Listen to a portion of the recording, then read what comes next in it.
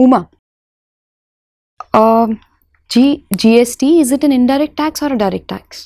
Indirect tax, ma'am. Okay. There is this controversy, and it is generally said that North Indian states are piggybacking, or South Indian states pay for North Indian states, and South Indian states are being taken for a ride in the new tax sharing formula. What is your opinion on that? Sorry, ma'am, I have not thought about it in that direction. Okay. Do you think GST as a tax in our country has been a successful step? Yes, ma'am, I would consider it as a success because it has replaced the earlier regime which had problems such as cascading taxes or even the logistical burden, because the logistics had to stop at every state because there was no single unified tax for the entire country. And it also brought the system made the system more technologically savvy, which makes it which makes the tax administration easier. But at the same time, we have also seen some problems with GST, such as a continuance of ITC frauds and inability to raise revenues to pay compensation to the states. So I think we are still in the process of adapting to GST. The purpose of bringing in GST was one nation, one tax. However, GST has not been able to achieve that purpose. So will it be right to say that the purpose of bringing GST has already been defeated? Ma'am, we hoped to adapt to the system of having single tax by beginning with 4 taxes.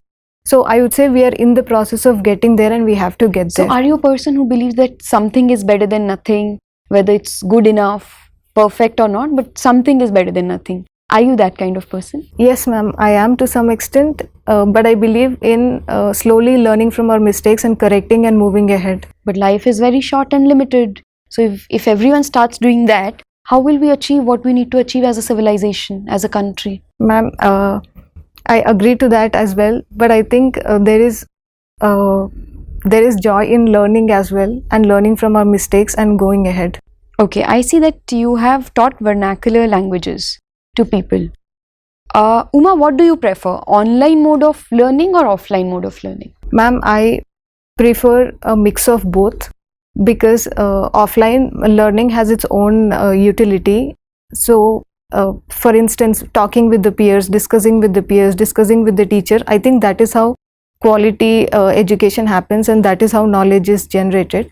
But online medium has its own utility. For example, targeted courses to help children who are lagging behind, and to make the classroom more interesting by showing videos. So I think there is scope for both offline as well as online. Uma, I know you've been asked enough about cooking, but I'm just very curious to know why and how of chole bhature.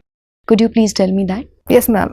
When we are making chole bhature, generally I've seen people add a bit of baking soda into the mixture. I always wondered why. It's because it helps break down the chole faster. So it's an efficient way of cooking rather than cooking it for longer and wasting the fuel. And the color of chole, it's dark brown color. It actually comes from using a tea bag in the chole. And this tea bag actually neutralizes tea bag is acidic, so it neutralizes the baking soda, which is basic in nature. So impressive. Thank you, Uma. Thank you, ma'am.